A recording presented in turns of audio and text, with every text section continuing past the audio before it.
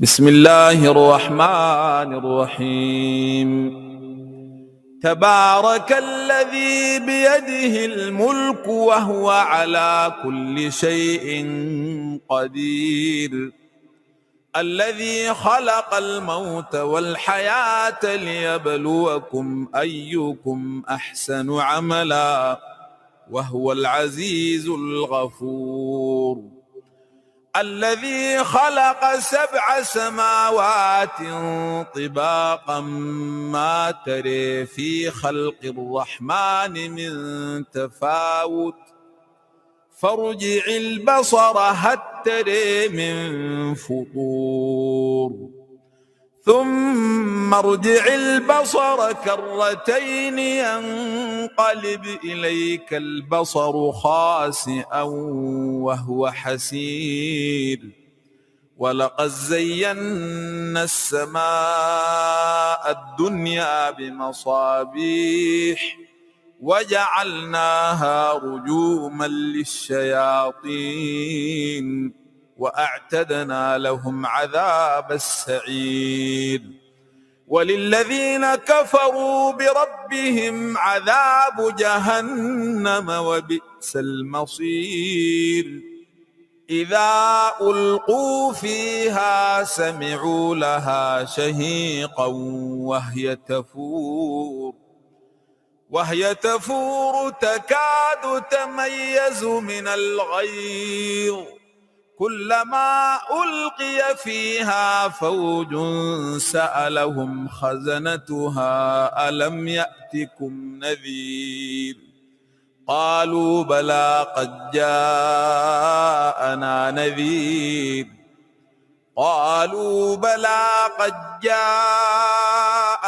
نذير، فكذبنا وقلنا ما نزل الله من شيء إن أنتم إلا في ضلال كبير. وقالوا لو كنا نسمع أو نعقل ما كنا في أصحاب السعير، فاعترفوا بذنبهم فسحقا لأصحاب السعير. إن الذين يخشون ربهم بالغيب لهم مغفرة وأجر كبير. وأسروا قولكم أو اجهروا به إنه عليم بذات الصدور، ألا يعلم من خلق وهو اللطيف الخبير. هو الذي جعل لكم الأرض ذلولا فامشوا في مناكبها وكلوا من رزقه وإليه النشور. آمنتم من في السماء أن يخسف بكم الأرض فإذا هي تمور، أم أمنتم من في السماء أن يرسل عليكم حاصبا فستعلمون كيف نذير. ولقد كذب الذين من قبلهم فكيف كان نكير. أولم يروا إلى الطير فوقهم صافات ويقبضن ما يمسكهن إلا الرحمن إنه بكل شيء بصير. أمن هذا الذي هو جند لكم ينصركم من دون الرحمن إن الكافرون إلا في غرور. أمن هذا الذي يرزقكم إن أمسك رزقه بل لجوا في عتو ونفور. أفمن يمشي مكبا على وجهه أهدى أمن يمشي سويا على صراط مستقيم قل هو الذي أنشأكم وجعل لكم السمع والأبصار والأفئدة قليلا ما تشكرون قل هو الذي ذرأكم في الأرض وإليه تحشرون ويقولون متى هذا الوعد إن كنتم صادقين قل إنما العلم عند الله وإنما أنا نذير مبين فلما رأوه زلفة سيئت وجوه الذين كفروا وقيل هذا الذي كنتم به تدعون قل أرأيتم إن أهلكني الله ومن معي أو رحمنا فمن يجير الكافرين من عذاب أليم قل هو الرحمن آمنا به وعليه توكلنا فستعلمون من هو في ضلال مبين قل أرأيتم إن أصبح ماؤكم غورا فمن يأتيكم بماء معين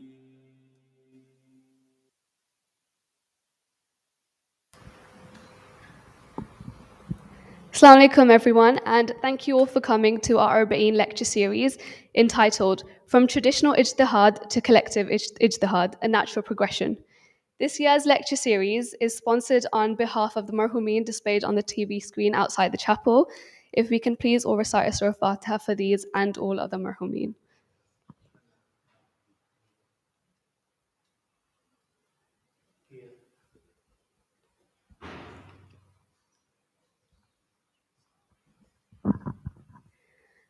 If you would like to donate towards the Arbaeen lecture series, you can do so at the table by the main entrance, where we also have our latest publications for sale, including Shaykh Arif's latest book in the Islam and God Centricity series titled Discovering God. Just a quick health and safety note: in case of an emergency, the fire exits are located at the back of the chapel, the main entrance outside the chapel, and the double doors by the dining room. Please note that tomorrow night's program will start at 7:30 p.m. with Dua Kumail, Namaz, Quran, lecture by Shaykh Arif, Matam, Ziyara, Q&A, and ending with Niyaz. If you do have any questions from the series, please send them online at www.ami.is/QA. Without further ado, I'd like to invite Shaykh Arif to deliver tonight's lecture. So can I request you all to please move forward and welcome him with the salawat.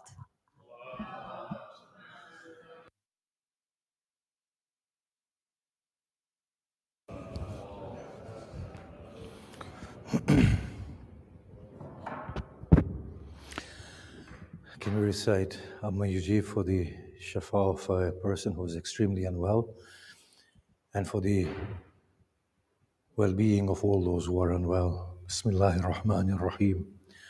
Amma yujibul muttarra idha da'ahu wa yakshifu as-su. Amma yujibul muttarra idha da'ahu wa yakshifu as-su. Amma yujibul muttarra idha da'ahu wa yakshifu as-su. أمن يجيب المضطر إذا دعاه ويكشف السوء أمن يجيب المضطر إذا دعاه ويكشف السوء. And we have lost a very dear member of the community. For her maghfirah and maghfirah of all our marhumin, Surah Fatiha. Bismillahirrahmanirrahim.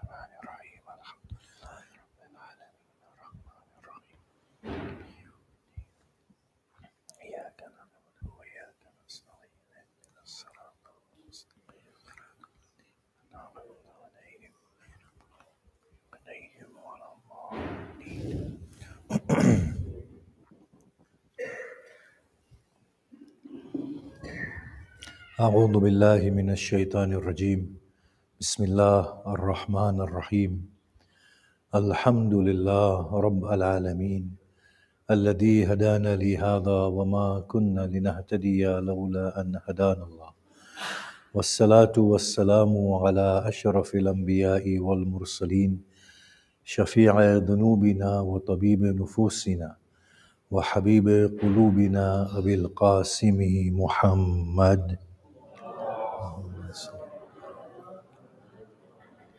وآله الطيبين الطاهرين المعصومين وأصحابه المنتجبين ومن تبعهم بإحسان إلى قيام يوم الدين.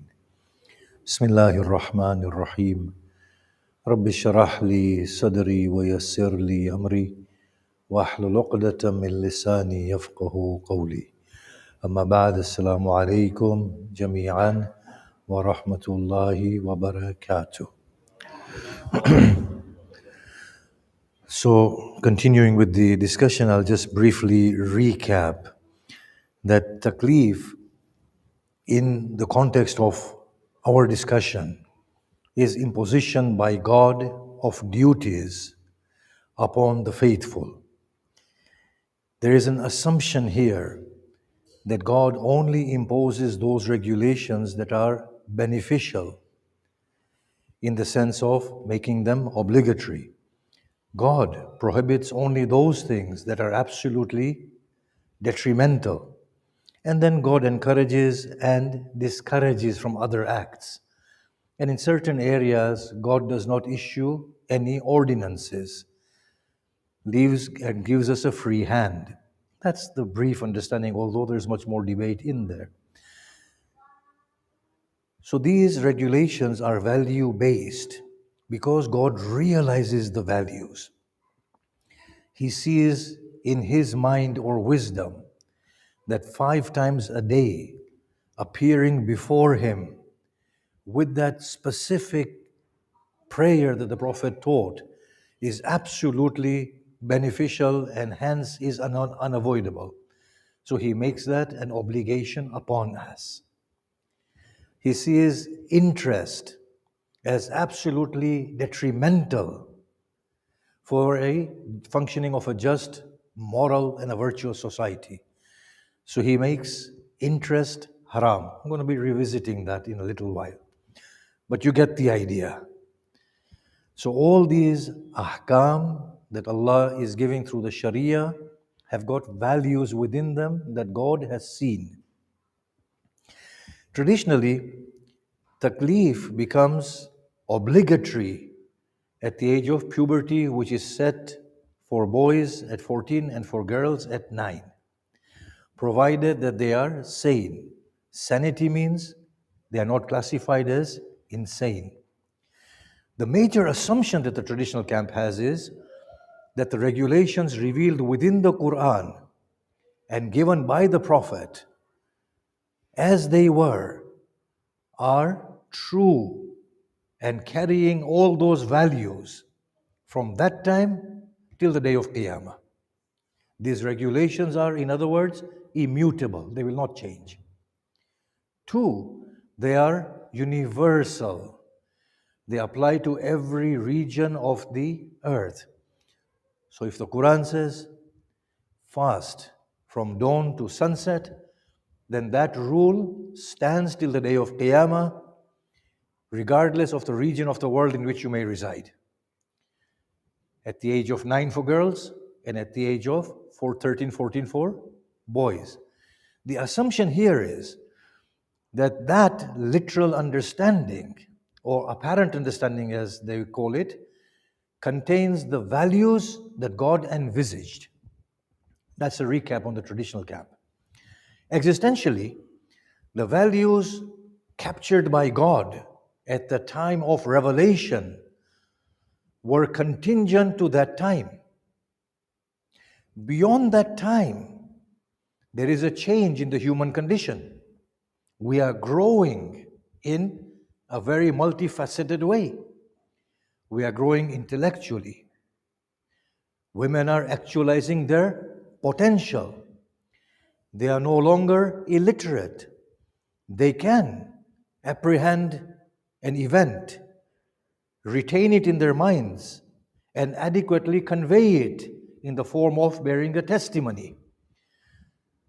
So whereas before, where there was a rule of 2 women equaling 1 man, when it comes to testimonies, the rule was based on the aptitudes of the women of that time along the horizontal axis.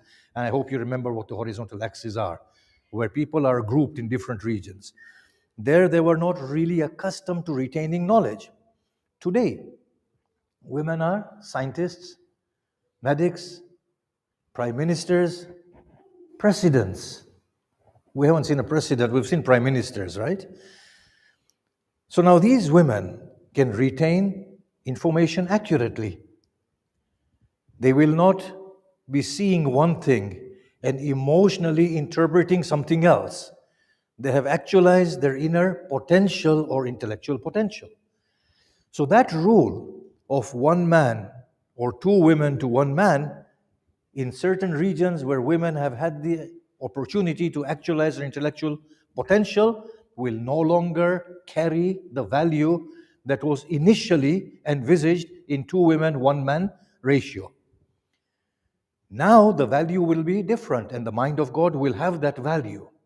However, what God conveyed was in words, and those words were captured in a phase of history, and they cannot change. The Quran is unchanging in that way. Of course, the depths of the Quran are alive, but the literal word of the Quran is unchanging. It was captured 1,400 years ago. So the Quranic rule is 2 women to 1 man. Yet the value has changed. So existentially, the values are constantly changing. If the values are constantly changing, then the forms have to change with the values in order to accommodate what God envisaged from the human community, and that was the creation of a just, moral, and virtuous human community.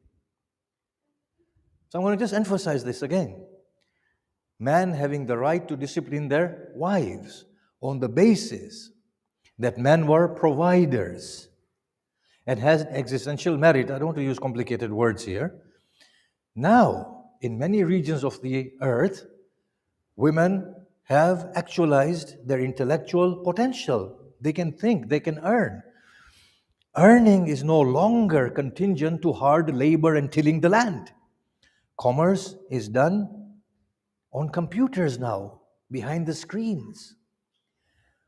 We no longer need to carry arms and fight wars. Jihad was incumbent upon man back in the day, and hence they had that merit of physical strength. Now we are flying drones. In the future world, wars may be conducted, and I hope we stop all warfare, but it seems highly unlikely, at least in the next couple of centuries. But in a future world, drones will be fighting each other. And at that point, a woman may be able to control a drone plane far better than a man, or as equal to a man. So that existential merit is no longer with the man. Now, when the existential aptitude changes, the values in those laws are no longer being carried forward. So those laws need to be changed. Now, I do want to build on something important today, but I can see how excited you are, so I'll give one more example. Yeah? If you look at societal regulations, men were providers for women. They tilled the land.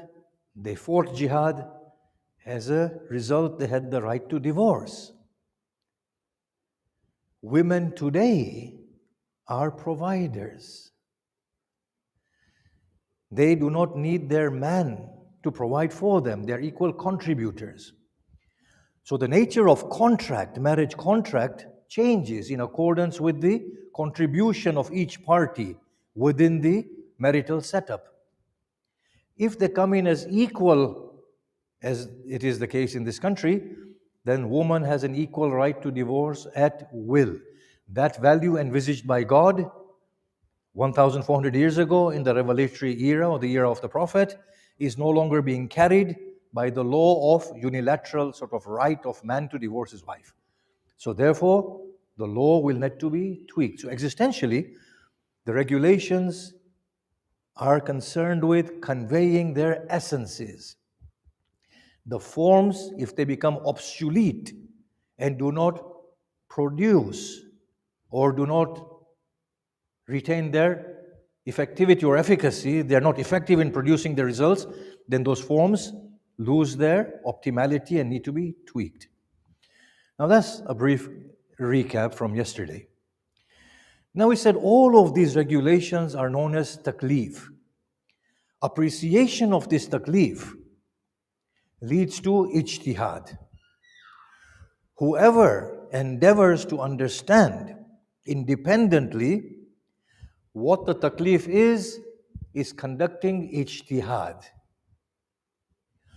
Whoever does not have the time or the ability to conduct ijtihād follows the one who does ijtihād, and that's known as muqallid, and that is taklid. So takleef is the basis of taklid and ijtihād. Now taklid, what does it mean rationally? You can open the books of the fuqaha, they will all say at the very beginning that it's a rational obligation. I'm going to come back to another argument in a little while, that taklid is a rational obligation. But what does rational obligation mean? Rational obligation means is that reason tells us that I have a duty. I don't know how to execute that duty. Obviously, I have to refer to someone who is qualified and who can tell me how to execute that duty. Rationally, taklid means, not taklid. Rationally, the basis of taklid is reference of the one who does not know to the one who does know. Now, conventionally,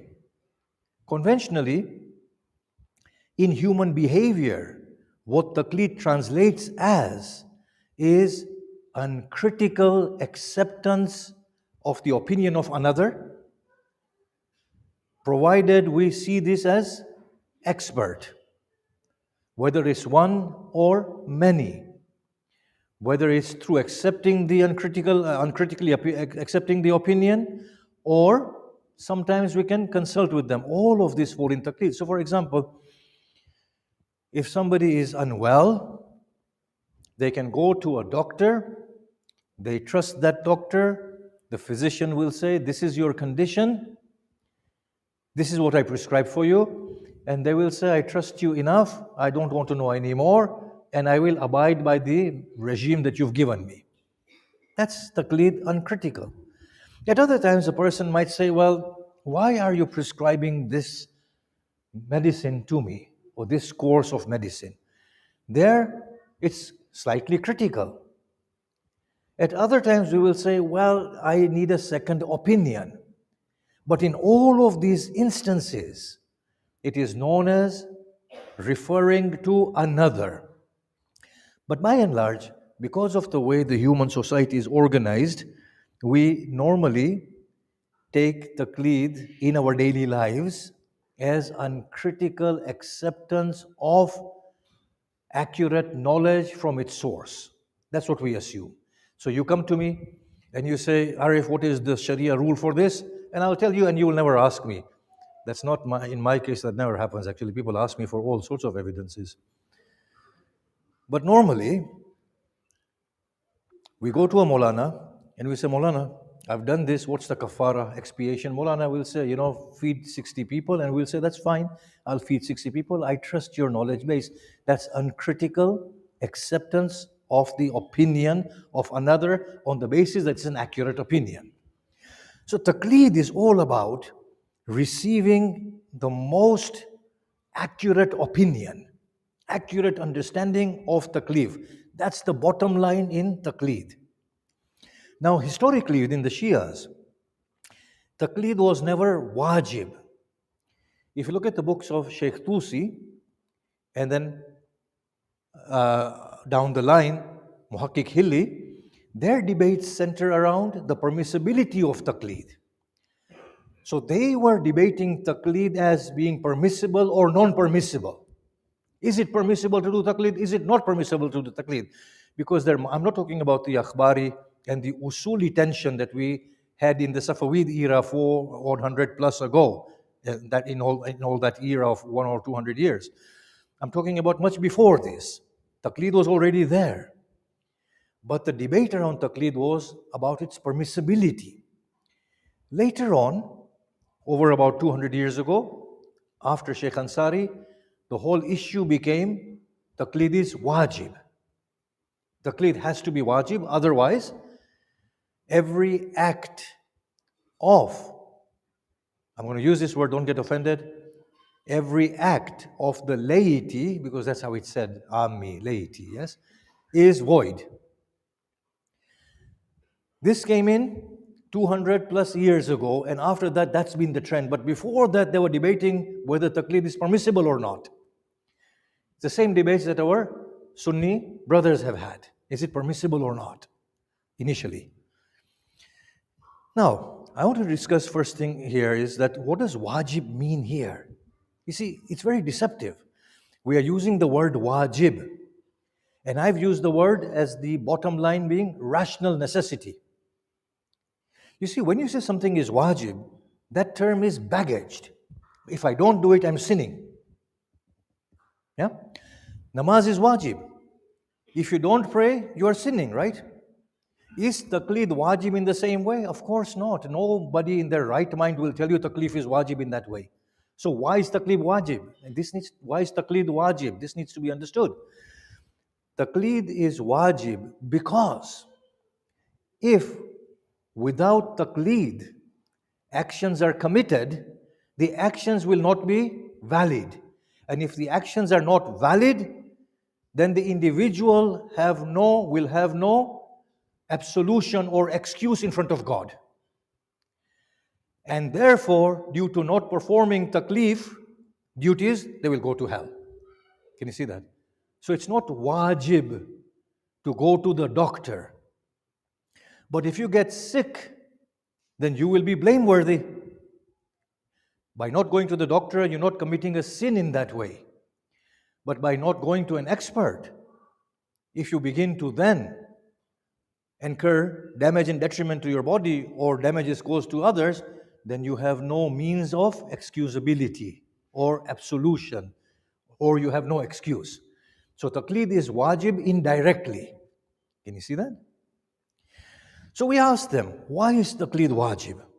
Now Kazim Tabatabai Yazdi has given this argument, and by the way, Dr. Fatimi is sitting at the back there, a very illustrious and a person and an erudite. Ask him all the questions on the history of taklid and everything. Don't look towards me at all, okay? That's the man. And I'm very honored to be in his presence. So why is it wajib? So Kazim Tabatabai Yazdi in his Al-Urwatul Wuthqa about 200 years ago gives this particular notion that, well, in devotions, you are standing in your prayers and you're saying, I'm praying. By the way, have you noticed this? That all of us speak English, but at the time of niyat, we do it in Urdu. I've seen so many people who don't speak anything but English, but the niyat has to be in Urdu. In any case, we say, Qurbatan ilallahi ta'ala. Now, Qurbatan ilallah means I am making a claim that I am performing this prayer in the way in which I am going to perform to gain proximity to Allah. Now, Allah is asking you in return, how do you know this is the form of prayer that I have ordained? You say, well, I don't know. Well, then how can you make the intention of Qurbatan ilallah? Are you seeing the technical point here? I am claiming, I'm standing before you, God, and I'm praying this namaz to get close to you because you have ordained it in the way in which I'm going to perform. The question comes, how do you know I have ordained it in the way you're going to perform it right now? Well, I don't know. Well, then how can you say Qurbatan ilallah? So without taklid, you can't make the intention of qurba. Put more simply, taklid is reference to knowledge. When you make accurate reference to knowledge through ordained sources of knowledge, even if it's wrong, you can be excused in front of God. Say, well, you ordained this. He was wrong. I just followed. He's taken the burden from me. I'm going to explain that in a minute. But it's not so far-fetched, this meaning. Think about it. We go to court. Yes? we are charged with council tax evasion. If only you understood Freud's theories, you will know why I'm giving these examples. I was in Iran and I was charged with council tax. I wasn't even here in this country. Anyway, they made me pay. So you go to court for council tax evasion. You say to the court, I went onto the government website, yes? And it is written clearly there, and this is my evidence. On that day, I took a screenshot of what your website said. And it said, if you're a priest, there's no council tax. Now he'll say, well, that's a ludicrous law. I'll say, well, it's on your website, it's official website. And the judge will say, yeah, you followed the right means. So you are excused for not paying council tax. So it's not council tax evasion at all. You did not know any better, but you did your due diligence. Can you see that? That's a sort of argument, right? I'm going to build on this greatly, so bear with me. So now, what does taklid mean, therefore, according to this, making reference to a valid source? Taklid means vesting responsibility upon another. But the word qalada means to place a necklace on the neck of a woman. It also means to place a collar upon somebody's neck. And in the Quran, it is used for qala'id, the sacrificial animals that were given the symbol of a hanging slipper around their neck. And qalada, they have been collared, yeah, to make it apparent that I'm going to sacrifice this camel at the end of my Hajj pilgrimage. So qalada means to put the yoke of responsibility upon the neck of another. Whose neck do you put the responsibility? The person who stretches out his neck. Who is the one who stretches out his neck? The one who gives opinion. And we have a hadith of Imam Sadiq as well, whoever gives an opinion bears the responsibility. But in any case, when a mujtahid gives a set of ruling, the mujtahid effectively has stretched out his neck, that I'm ready to bear responsibility. And we place the yoke or the collar of responsibility upon the neck of the mujtahid, and in front of God we are now absolved by acting in accordance with the edict of that mujtahid. That is the meaning of taklid. Now, if I get anything wrong, it's this man's fault. Nothing to do with me. And it makes sense in that way, but I'm going to be unraveling this in a little while. But for now, it makes sense that you go to court, you say, look, I went to this barrister, ordained barrister, he advised me this way, I did exactly that, he was totally wrong, what am I supposed to do? Yeah, the responsibility is of the barrister. You're absolved. Yeah, it's fine. So, as I said, I want to develop this. What are the conditions of a mufti or muqallad, the one upon whose neck the yoke has been placed, or mujtahid? He has to be a man. He has to be sane, obviously. I mean, you can't go and do taklid of a madman. He has to be a believer. He has to be a believer. He has to be legitimate of birth. He has to be just. There are a few other things here and there that are not really essential conditions. Now, here's the question I ask. But rationally, taklid is making reference to accurate knowledge. I know for a fact that AI is not a man.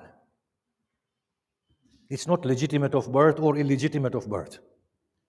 It's not a believer or a disbeliever. It doesn't have any of those properties.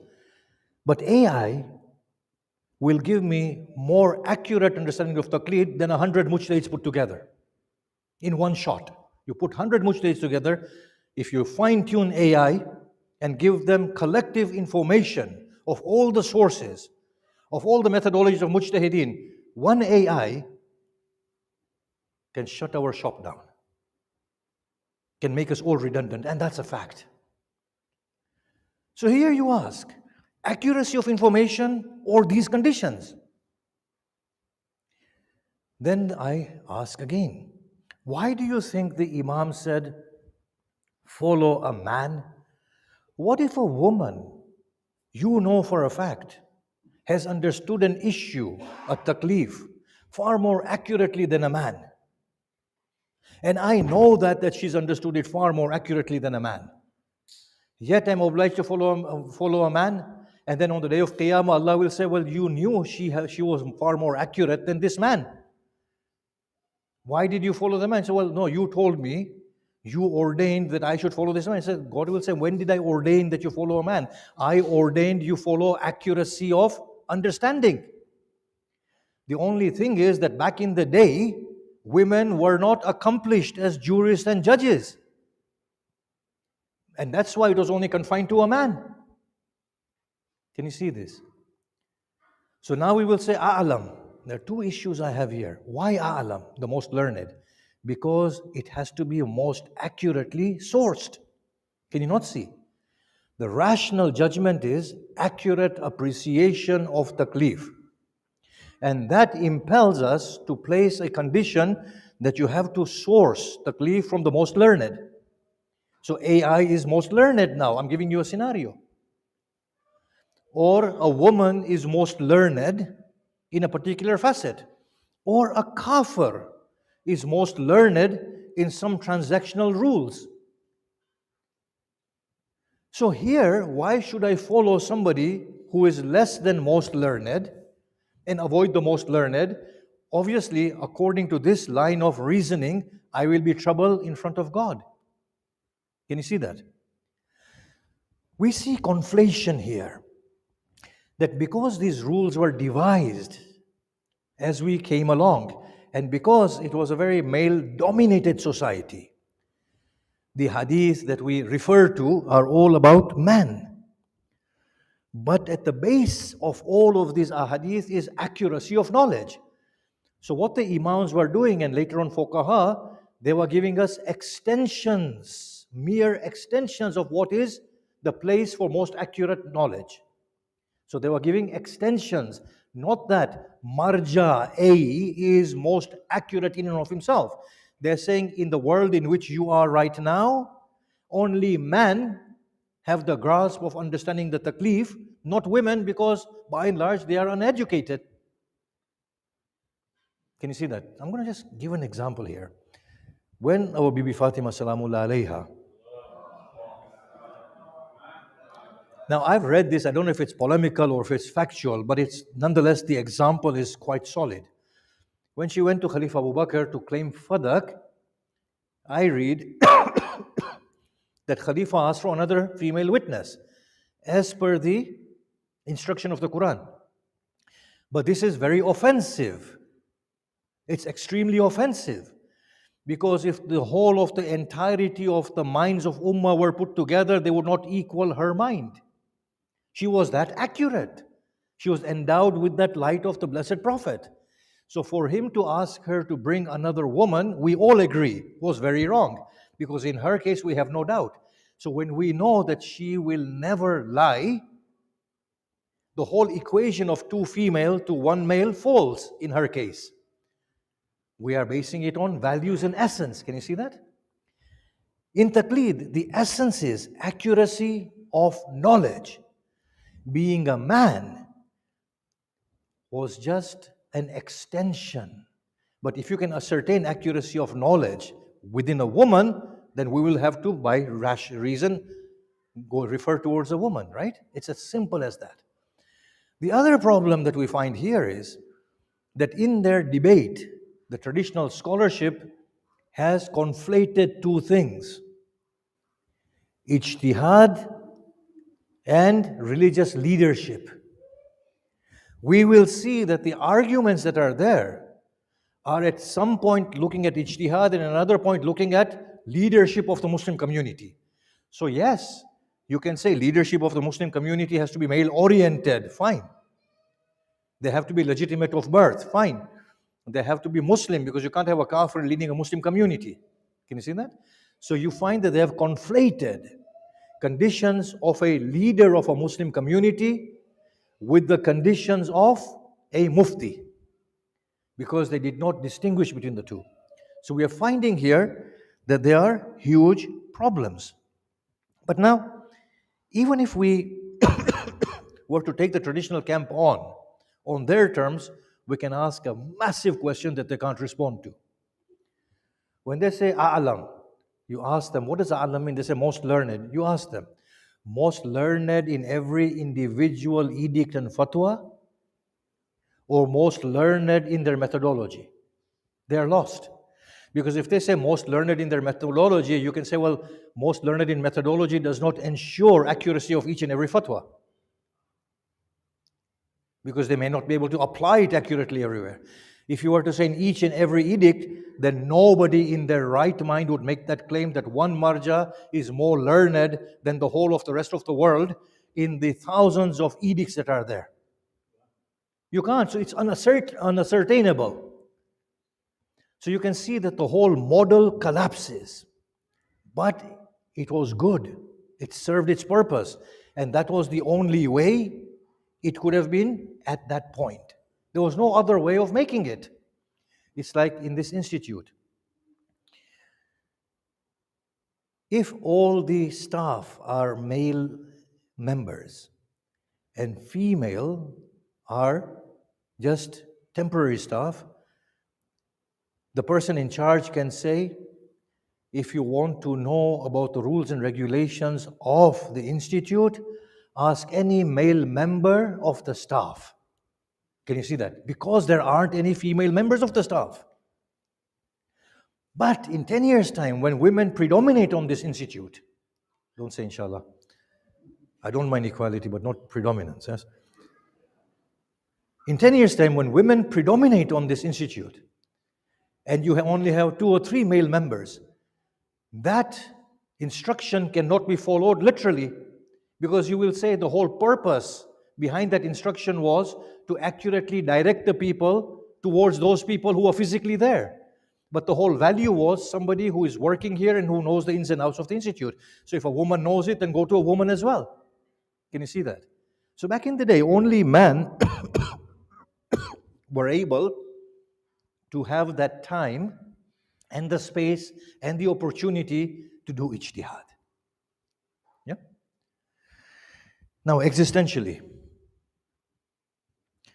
taklid means, in practice, ascertaining the most accurate appreciation of takleef, be it by reference to a mujtahid and uncritical imitation, be it by reference to 10 different mujtahids, be it through imitation, be it through consultation, be it through mujtahid and non-mujtahid, be it through mujtahid and artificial intelligence. Existentially, taklid only means to get the most accurate appreciation of takleef. And that is the thing that absolves us in front of God. So when we stand before God, we will say to God, well, I tried my best with whatever was available to me to try and understand your intent, and that is what I came out with. And you're absolved. Because accuracy of appreciation of takleef is the bottom line.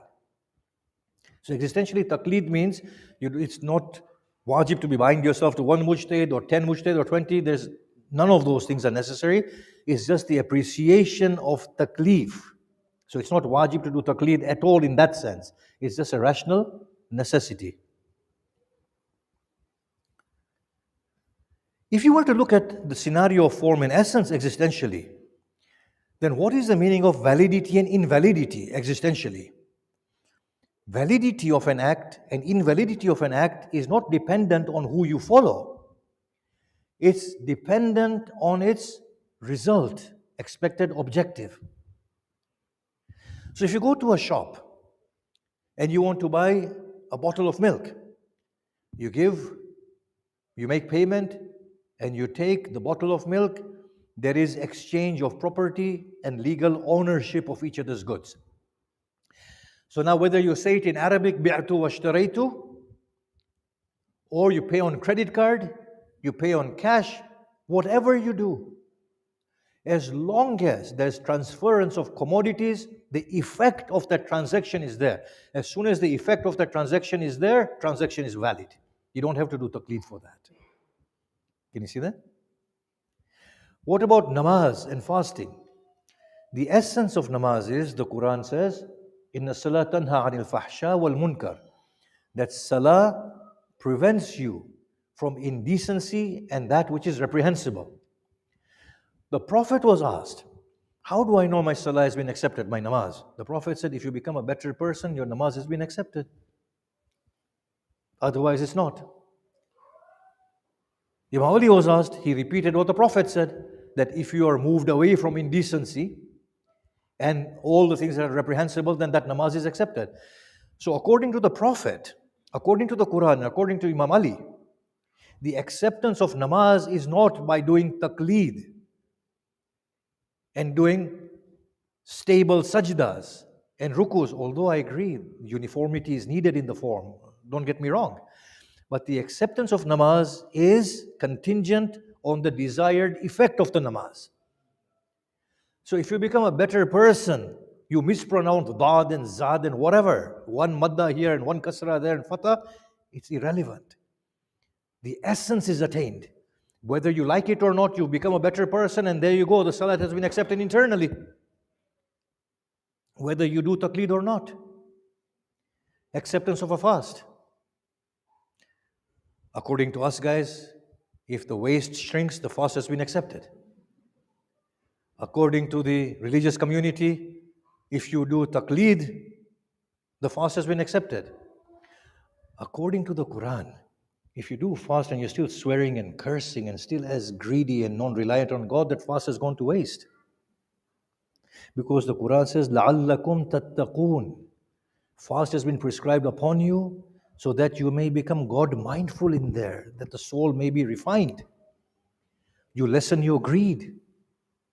You become more reliant upon God. You watch what you're saying, you watch what you're thinking, you watch what you're feeling. If that happens, the fast has been accepted. Didn't Imam Ali say, Salamullah alayhi, how many are those who stay with who fast for days on end only to inherit hunger and nothing else? How many are those who stand vigilant in prayers throughout their nights and the only thing they get are swollen feet? And how many are those who read Quran throughout the night and the Quran curses them? Can you see this? Existentially, it's about the essence, not the form. Form is required for uniformity's sake, and form has existential values, and I don't have the time to explain here, but next year in Canada, if Allah so wills. But form is not something that existential system is hung up on. It's concerned with essence. Then you are asked here, existentially, do we need ijtihad in all the things that a mujtahid does ijtihad? Say, of course you don't need it. Societal regulations do not require ijtihad of a mujtahid or anybody. Societal regulations are based on the precepts of justice. That's what the Quran says. The system of rights, interactions, marriage, divorce, so on and so forth, are based on the notion of justice, as we explained yesterday. Justice means to give, existentially, to give everything its rightful due. Yes? So if a couple is coming into marriage, and in the, let's say, Islamic state, where man is the provider, justice is to give the man an upper hand. If a couple is coming into marriage within UK, justice is to give them both equal rights in marriage. So in societal regulations, you don't need taklid and ijtihad beyond ijtihad that is and taklid that is being done of our civil system. Now there is another scenario. Existentially, if a fatwa doesn't sit well and it's inconsistent with the Quran or moral values or virtue, then that fatwa is not to be followed. Why? Because God will say on the day of Qiyamah, you knew in there that thing doesn't make sense. So now in the 70s, we had a fatwa that we can steal from this state and the people of this state because they're not Muslims. Now that fatwa was based, not because the mujtahid was evil, because his method was based on understanding that the world is either a Muslim world or a world at peace with Muslim or a land that is antagonistic to the Muslims. The land that is antagonistic to the Muslim is known as Darul Harb, the land of warfare. Now, if you're in the land of warfare, your duty is what? To weaken them. Or they have no sacredness. This leads to the fatwa that you can steal from them. So we used to witness in the 70s insurance, sort of fraudulent insurance claims. Mohammed Bhai, am I accurate? Mohammed Bhai, am I accurate? Yeah. People stealing from non-Muslims' credit cards, making international phone calls on other people's. I've witnessed this personally myself. Not paying bus fare, not paying train fare, making false claims of insurance on cars by setting them alight. All of this, Sistani Sahib came and ruled it all out. But before, now that fatwa, you know it's immoral. You know it's immoral. It's wrong. Whether the fatwa says something or not, if you know better within, it's haram for you to do it. Fatwa cannot legitimize it. Even if somebody is following the traditional system, you can't do it. The Quran says, frowning upon the Jewish community of the time, that the Jews were saying that the Gentiles have no sacredness, so we can cheat them and do whatever we want with them. And the Quran frowns upon this and taunts them. The fatwa was doing the same thing. We were saying that the non-Muslims have no sacredness. We can do whatever we want to them. They have no recourse upon us and there's no blame or sin. It's against decency, human values, dignity, human nobility, and human virtue. So such a fatwa is redundant. Now, what about the fatwa of marrying young girls? It's inconsistent with human rights. It's inconsistent with human dignity. It's inconsistent with human nobility. But the fatwa is there. Apart from maybe Sanei and one or two others, all of the Marajas are saying you can marry based on what? Not because they're silly, that they're evil people, because they are following the word of the law that came in the Sunnah of the Prophet and the statement of the Imams later on to the letter. It's not their fault. It's their method. Because they are saying that those were the takaleef and they are eternal till the day of Qiyamah and they are unchanging.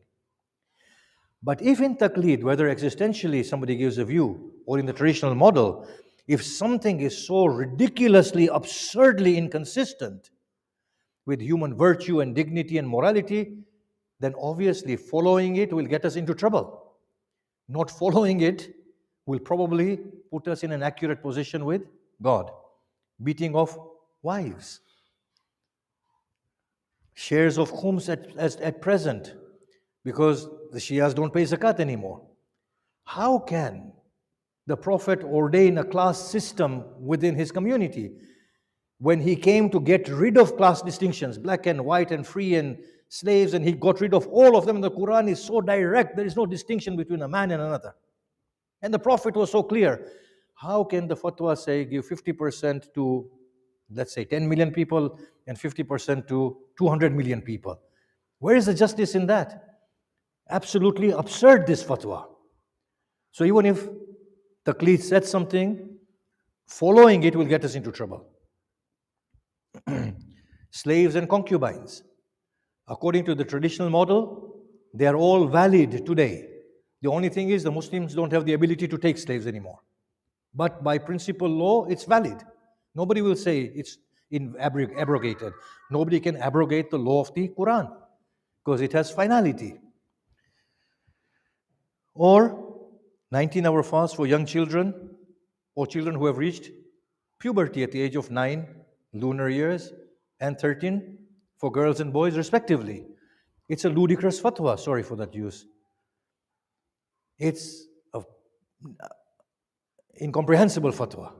It doesn't make any sense. or traveling and breaking fast at a distance of 28 miles. I remember Muhammad Bhai, and we en masse, we used to travel, remember, on the night of Eid. Just imagine if somebody tipped off the police that these are all terrorists. They're going to go on the borders of Birmingham and they're going to do something nasty.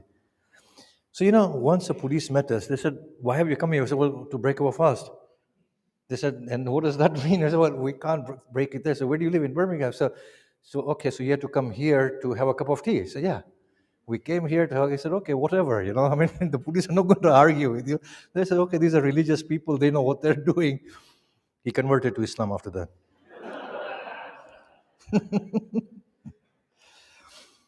Or tawaf between the house of God and Maqam Ibrahim. You're going to break your ribs. For crying out loud, 3 million people going in and squeezing in that place. Maybe it's better to be squashed in the... No, I'm not going to say that because at least anybody says Ameen. Or animal sacrifice at Hajj. It doesn't serve any purpose. The essence of animal sacrifice in the Quran is feeding the Hujjaj in Mina and to celebrate the name of God as opposed to the names of idols. Today, nobody is going to go and cook that meat. It's a burden to take that meat home with you. Yeah? It's a burden. And two, nobody celebrates the name of other than Allah subhanahu wa ta'ala. The whole cause of the law has gone. There is no cause of the law left. So now, the law is this, that I will not eat that meat. The Quran says, eat from it and feed the poor and the needy. I'm not going to feed the poor or the needy in Mina because there's abundance of food. And celebrate the name of God as opposed to names of other deities. I'm not celebrating animals, but in order for me to fulfill an obligation, 1 million of us will go from around the world into Mina, slaughter animals, and say, that's it, we've done our obligation. Obviously, it has to have some value, as we said. There are values. What value does this serve? And then tons of meat rots away. I mean, even though they've got abattoirs, which is a good thing, but the thing is, rather than going to Makkah, slaughtering the meat, having it tinned, and then sending it back to poor countries, why can't we, if we want to give animals, why can't we just give it to the poor countries straight away? Isn't it a bit silly to go from here to Makkah, sacrifice the animal there, and then that animal is shipped back here? The cost is 5 times more. If you want to pay that much money, then feed 5 times more people in the country where it's going in the first place. Isn't that more value for money and closer to piety and the value that Allah has envisaged? In any case, these are lengthy debates, but ICCI has given a paper on that. Please do read it. Read these papers. But anyway, that's through existential scheme and through form and essence. And I'm going to give you one more example. 2 Eids in the same household. Which mind can make sense of this fatwa? When one mujtahid says that the older generation who has followed the previous mujtahid continue following him, and the younger generation, their children, who are not at the age of puberty, who are following me, have to follow my rule. According to the previous grand mujtahid, the Eid is 1 day early. According to me, it's 1 day late. So every household has to do 2 Eids. What about social Islam? Eid is supposed to be one congregation, if not for the whole world, then at least for one country. Here we are finding, even in one household, by the force of fatwa, there are 2 Eids. And the followers of the previous mujtahid cannot change to the new one, and the followers of the new one can't go to the previous one. It's a deadlock. How does that make sense to anybody? So even in the traditional model, if somebody wants to abide by it, something that is nonsensical cannot be validated through taklid because responsibility is in front of God. Yes? I'm going to give the bottom line now and finish. So the bottom line is that taklid is a rational necessity in securing accurate understanding of takleef. The traditional model has been mujtahid, male, centered alam. The existential model is accuracy of knowledge as and how it is yielded. Being man, being woman, being alive, being dead, none of these things are relevant. They were all relevant at that time when those extensions were the only extensions that were present within the society. Once accuracy of knowledge can be determined, then that accuracy of knowledge becomes the actual source and nothing else. We turn to the narration of our blessed Imam. Now, when you look at the tribulations of Karbala, you find that there is a lot of grief, a lot of trauma, a lot of tribulation. And we do injustice at times to the family of Imam Hussein Salamullah alayhi by saying this is authentic and this is inauthentic. Now I know we need to establish authenticity of events before we narrate them. But when we go down on that route, we will find that majority of those things that we narrate cannot be sourced accurately. You can bring some level of criticism. What that does is it undermines the gravity of that tragedy, because we are failing to see that the blessed Imam and his family felt pain, deep pain. And that pain, if it is conveyed through taking poetic license by not attributing anything that is blatantly untrue, but expression of emotion, then that is well acceptable and it is accurate. Now, I've seen in my life that the pain that we feel greatest is at infant suffering. Why? Because babies and infants are innocent. They are helpless. The parents are the people who are taking care of them, and they are in the protection of their parents. Now, Hazrat Abbas's falling was no ordinary thing. It broke the back of Imam Hussein. Hazrat Ali Akbar's falling shredded his heart. But what we find in Asghar is that Imam loses himself. Whether Imam was standing or Imam was sitting, Asghar's pain was so heavy upon his heart. And that is because of the innocence of this helpless child. Now, I don't know, do you remember the days in which our children were little babies? Now imagine a father carrying his baby, bidding him farewell, and an arrow slits that child's neck from ear to ear. And the other thing that tore Imam apart were the innocent pleas of her little Sakina. Hamid ibn Muslim says that as the enemies called upon him, come and fight with us, he stood there next to his steed. The wind of the desert blew the hem of his garment from side to side.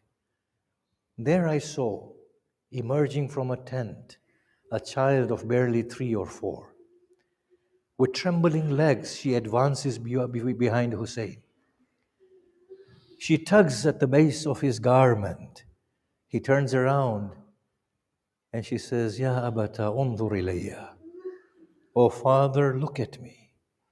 I die of thirst. Hamid ibn Muslim says he cried profusely. And I asked, who is this? And I was told, it is the youngest child of Hussein. Now come with me for 2 more minutes. This child is an innocent child. I don't think Imam Hussein was able to let go of her, and that's why he was constantly trying to reach the Al-Qama to get some water for her.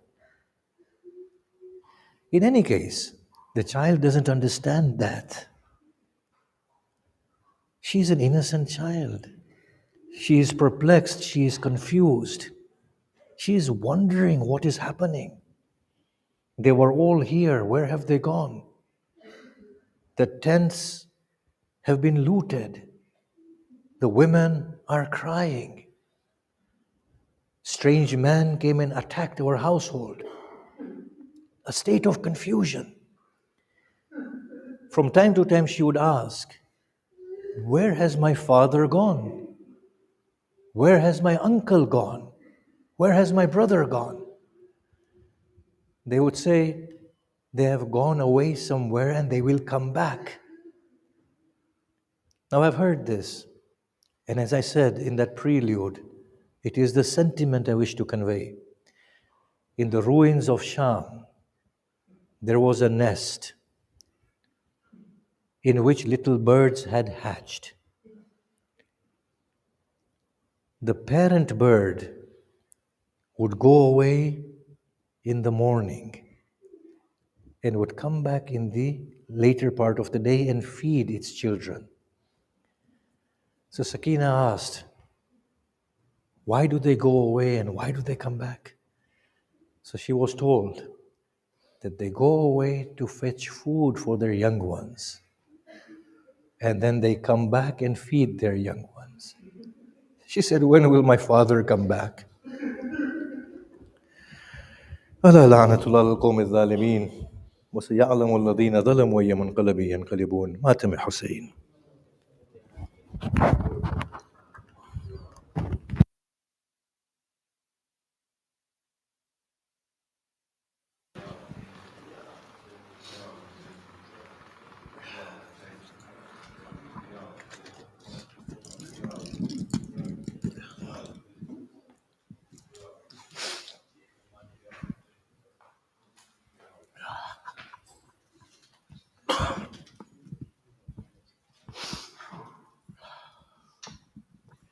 In captivity, Sakina remembered the chest that she used to find peace on, the chest that she used to sleep on.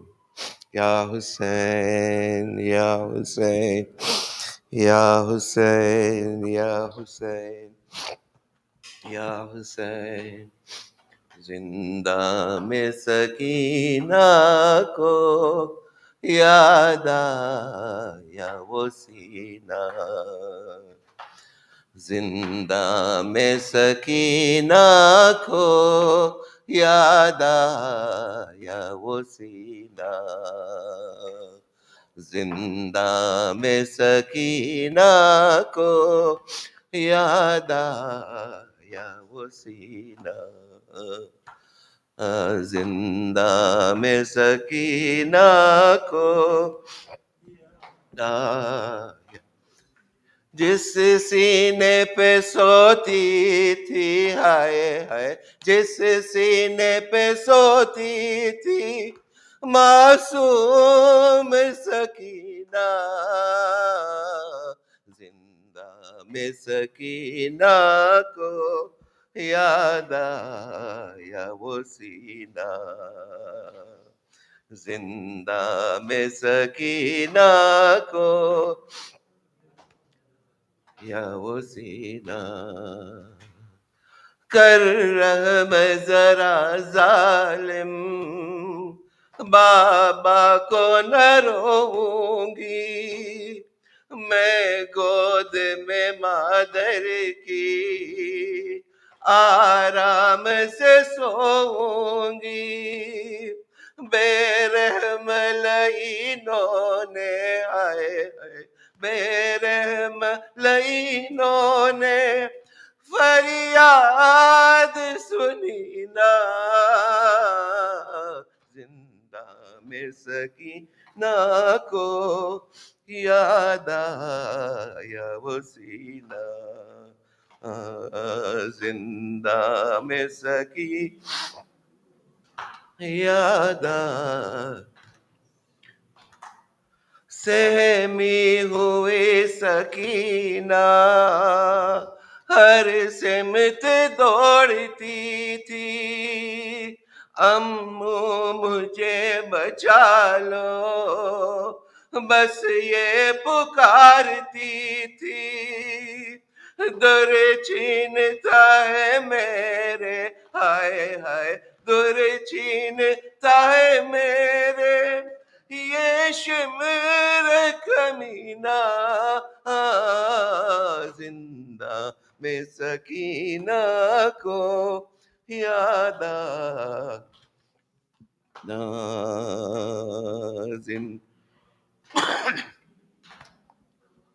याद आया वो सीना, याद आए तमाचे भी, जलते हुए खैमे भी, अंधेरी कोठरी में याद आया है असगर भी, दीवारों से टकरा के, हाय हाय दीवारों से टकरा के रोती है सकीना, जिंदा में कीना को याद आया वो सीना, जिंदा में याद आया वो सीना। ऐ दस्ते अजल रुक जा, बीमार को आने दे, बाबा के लिए कोई पैगाम सुनाने दे, शायद मेरी तुरबत पे, हाय हाय शायद मेरी तुरबत पे वो आए कभी ना, जिंदा में सकीना को याद आए ना, जिंदा में याद आया वो सीना। आबिद की है मजबूरी, नाराज न तुम होना, इस मेले ही कुर्ते में आराम से तुम सोना, पहना था कफन तुझको, हाय हाय पहना था कफन तुझको, घर होता मदीना, जिंदा में सकीना को याद आया वो सीना, जिंदा में या वो सीना, हर वक्त चमकता था करबल में मदीने में, तावीज़ की मानिंद था शब्बीर के सीने पे, गुम हो गया वो कैसे, हाय हाय गुम हो गया वो कैसे, जिंदा में नगीना, जिंदा में सकीना को याद आया वो सीना, जिंदा में याद आया वो सीना, जिस सीने पे सोती थी, हाय हाय जिस सीने पे सोती थी मासूम सकीना, जिंदा में सकीना को याद आया वो सीना।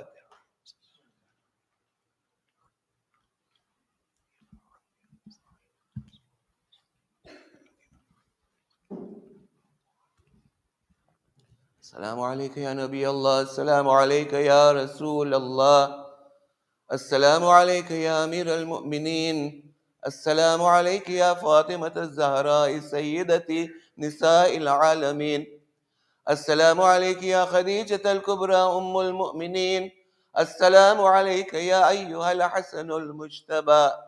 السلام عليك يا أبا عبد الله، وعلى الأرواح التي حلت بفنائك وأناخت برحلك عليك مني جميعا سلام الله أبدا ما بقيت وبقي الليل والنهار، ولا جعله الله آخر العهد مني لزيارتكم. السلام على الحسين وعلى علي بن الحسين وعلى أولاد الحسين وعلى أصحاب الحسين وعلى أخوات الحسين. السلام عليكم يا شهداء كربلاء وأسراء كربلاء جميعا ورحمة الله وبركاته. السلام عليك يا مولانا مولا، السلام عليك يا غريب الغرباء. السلطان أبا الحسن مولانا علي بن موسى الرضا، كن شفيعنا وشفيع والدينا في يوم الجزاء. سلام الله على آبائك السبعة وأبنائك الأربعة وعلى أختك فاطمة المعصومة جميعا ورحمة الله وبركاته. السلام عليك يا حجة الله يا ابن الحسن، يا صاحب العصر والزمان، سيدي الأمان الأمان الأمان من فتنة الزمان. السلام عليك يا خليفة الرحمن، السلام عليك يا شريك القرآن، السلام عليك يا كعبة الإيمان، السلام عليك يا إمامي وإمام الإنس والجان.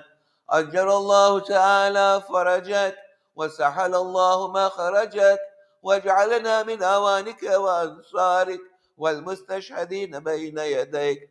السلام عليكم يا أهل بيت النبوة جميعا ورحمة الله وبركاته.